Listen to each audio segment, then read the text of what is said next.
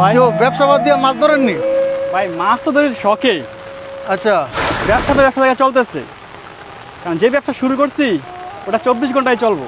ভাই অ্যামাজন বিজনেসের মজাই তো এটা, আমি যা কিছু করি না কেন, যেখানে থাকি না কেন, বিজনেস কিন্তু স্টার্ট থাকবে।